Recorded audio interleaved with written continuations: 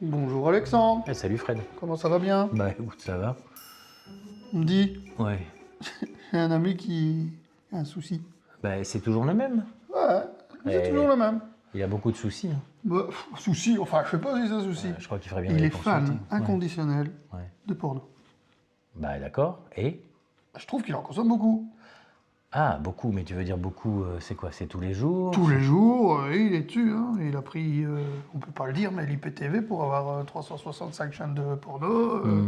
Et il passe son temps à regarder du porno. Bah c'est peut-être un... ça devient un problème alors. Je suppose. Enfin, ça c'est à toi de me le dire. Bah c'est-à-dire que si il consomme beaucoup, alors il faut voir c'est quoi beaucoup, mais ça peut avoir un impact sur sa libido, sur sa sexualité. Et pas un impact qui soit positif. Hein, parce que c'est pas la vraie vie, quoi. Non, on est bien d'accord. De toute façon, tu sais comme moi que c'est du cinéma, hein. Quand tu vois Jason Statham faire des tonneaux avec son Audi et retomber sur les roues, bon, on est bien d'accord qu'on sait que c'est du cinéma. Alors, Tout à fait. c'est de pas oublier que le porno, c'est aussi du cinéma. Il y a des Avec- cascades.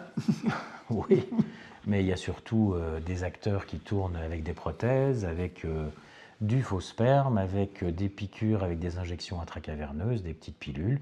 Et puis on tourne les plans larges, les plans serrés, en plusieurs jours, en plusieurs fois.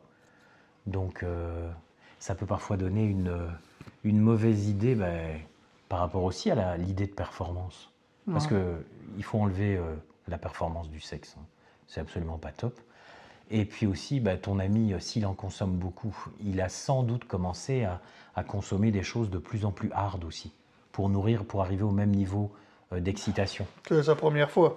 Voilà, alors peut-être que la première fois, il s'excitait sur le catalogue de la Redoute, Comme tout le monde, ça. C'est le livre préféré des Belges dans les salles Oui. de bain. sans doute. Mais et évidemment, après, il va aller rechercher à chaque fois des images plus hard. Et quand il est confronté à la réalité, où évidemment la sexualité dans la routine, dans la vie des couples, C'est vrai que Bobonne, c'est pas pareil que la C'est- bombasse de la télé. bon, alors voilà, c'est pas toujours évident. Et s'il l'appelle Bobonne, ça marchera pas bien non plus, hein. Ah bah, mon ami, il est spécial, ça. Il me semble. Donc, ouais, c'est d'être attentif à ça. De ne pas.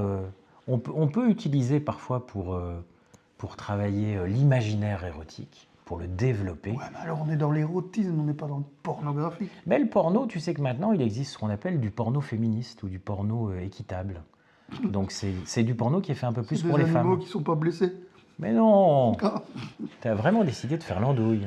Mais non. Si, mais le porno équitable ou le porno féministe, c'est un porno qui va s'adresser un peu plus aux femmes, tu vois, où on est moins centré sur le documentaire zizi. gynécologique On va et plus moins parler centré des sur le. seins. Non, on va surtout moins parler du plaisir uniquement masculin. Et donc le porno, ça peut être aussi une histoire de femme. Ouais, c'est clair que c'est... Je veux pas penser, tiens. Ben voilà. Tu vois, je fais bien de répondre à tes questions. C'est vrai. Ça te permet de penser à Je vais d'autres choses. pouvoir lui dire, regarde du porno bio. Oui, si tu veux.